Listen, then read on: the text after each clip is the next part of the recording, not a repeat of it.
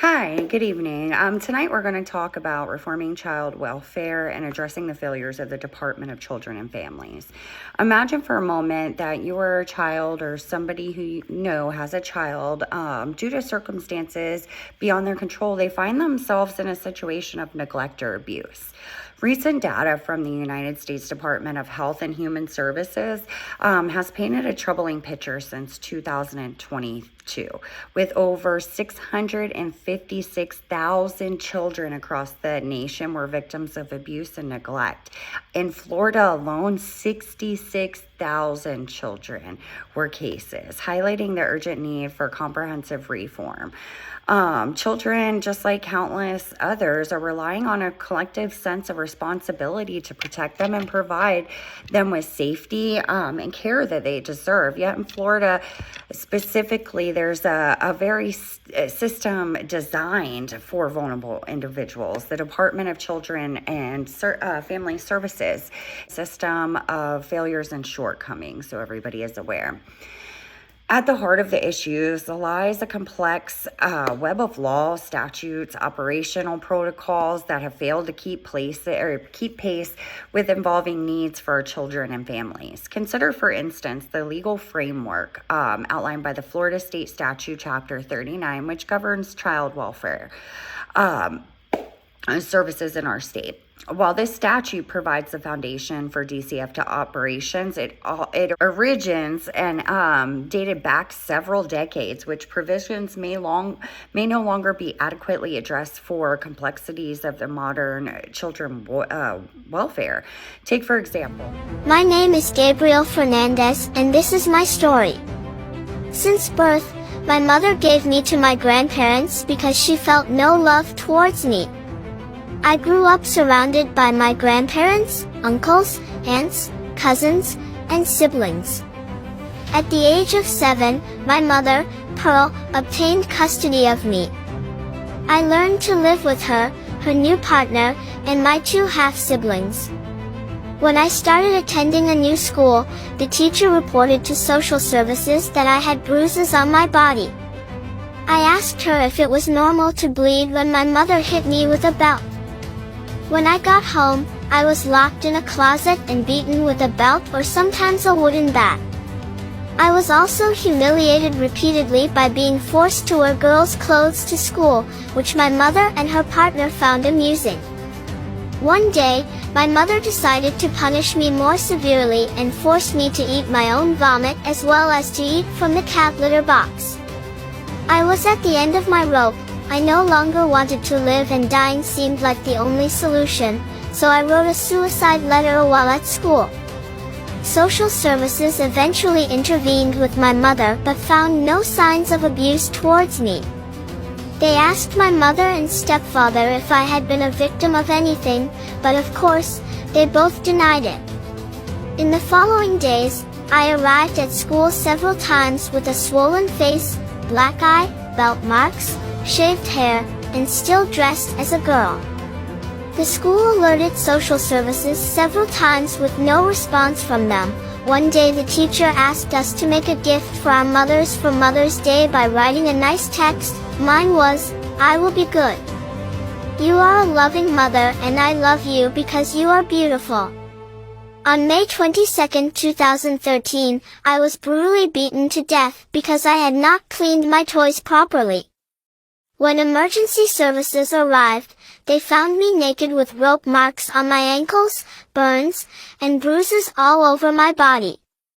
I was in respiratory arrest, had multiple skull fractures, broken ribs, and BB pellets embedded in my body, one of which had lodged in one of my lungs and groin. 2 days later, I died from my injuries at the age of 8, after spending only 8 months with my mother. My stepfather was sentenced to death, and my mother was sentenced to life in prison. I was forced to eat cat litter. We cannot afford to stand idly while our children continue to suffer due to these systematic failures and shortcomings. Within the very system it is meant to protect them, it is members of this community to advocate for comprehensive reforms. In the following disclosures, I'm going to derive the intricacies of the Florida's child welfare laws, the operational protocols, and identify specific areas that need reform for concrete solutions to address these deficiencies. Through careful analysis and compelling argument, we will make these cases reform for not only an imperative future but for our families. Armed with the knowledge and compassion shared with the commitment of justice, together we can enact meaningful change to ensure that every child in Florida has the opportunity to grow in a safe, loving, and supportive environment. As I stand before you today, with the shine on the spotlight pressing in issues that affect our fabric of society and abuse laws, with the framework that aims for children and families from harm, short failures, Chapter 39 statutes, the limitations, the inadequate provisions that fail to protect our precious assets. Upon looking at the Florida abuse laws, the narrow scope of mandatory reporting requirements also, it involves certain professionals such as healthcare providers, educators that are obligated to report suspects' causes of neglect, significant gaps in our reporting system, and leave the vulnerable children without proper safeguards. For instance, abuse occurring beyond the purview of mandated reporters within religious communities. Settings often slip through the cracks where perpetrators continue the cycles of harm and suffering. Moreover, the enforcement of the penalties associated with the child abuse laws should be proven inadequate and deter predators or hold them accountable for their action despite the gravity of abuse cases. Perpetrators may receive a lenient sentence to evade prosecution, entirely denying their victims and their families of justice that they deserve. This deficiency in legal framework determines a deterrent that affects our laws and perpetrated cycles of abuse. One of the challenges that DCF grapples with is a balance of child safety and family support. While the agency does have good practices in place, some systematic changes are necessary to better serve families for quality control, remains issues, and sometimes families are left alone and their own devices in situations that reach critical levels for crisis. Such as Zion Granales, I can't pronounce her name, a mother who was in foster care until the age of 18. She experienced firsthand when DCF intervened with her lifestyle on substantiated allegations, leading to the removal of her children in 2020. She did win her case. She was reunited back with her children. But there are multiple cases in regards to DCF where these circumstances have occurred. In Florida, DCF operates on a legal framework which was established by state laws, Chapter 39, the federal legislation, such as Child Abuse Prevention and Treatment Act, which is CAPTA. These laws have outlined the responsibility of children welfare agencies and set guidelines to reporting investigations and suspects for abuse cases, and they provide the mechanics of intervention and support. Under Chapter 39, DCF is mandated to provide a range of welfare services, including foster care, adoption, family preservation. This statute was established to help the framework of child welfare. Additionally, the CAPTA federal law provides funding to the state, the Child Abuse Intervention Program. It sets forth requirements from state to establish and maintain child abuse prevention programs, including developments of reporting. Despite these legal allegations, deficiencies within the child welfare system persist, leaving countless number of children vulnerable to the department. Again, in 2022 alone, 66,000 children in Florida were victims of this. These statistics underscore an urgent need for comprehensive reform in their system.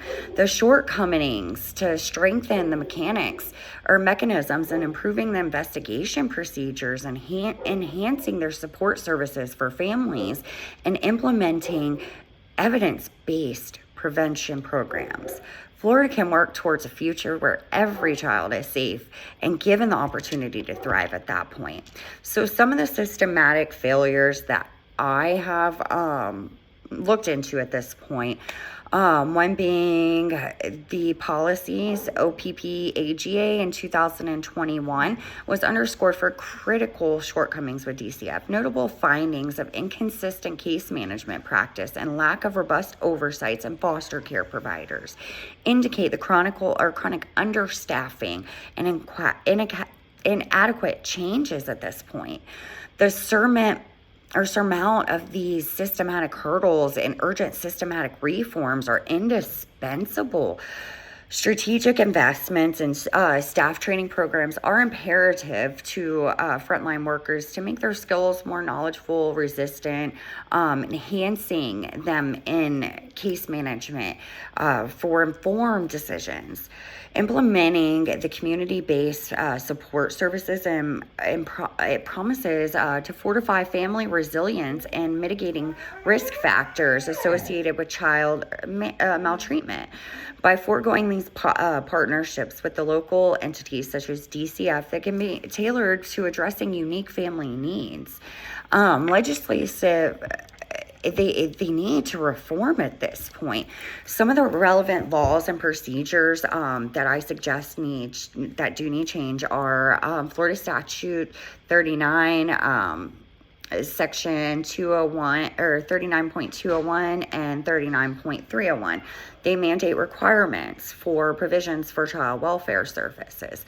They are outdated. Developing comprehensive training programs to cover these topics for sufficient informed care and culture competency and evidence-based interventions. Allocate for sufficient funding to ensure that adequate staffing levels, reduce caseloads, and provide necessary tools and technology for effective management. Another relevant law, I would say, is 39.201. Some of these changes are crucial to addressing the systematic failures with DCF. These are just some of them. And DCF has in improving the outcomes for children and their families by enhancing the training, collaborations, and communication, streamlining the process to expand supportive services in Florida can build an effective response team for children's welfare. These changes align with the overreaching goals of safeguarding children from harm, promoting promoting family well-beings and ensuring that every child has the proper, safe, nurturing environment to thrive. Also, what I want to discuss as well is there's inadequate reporting and procedures. Despite the mandated prompts through the investigation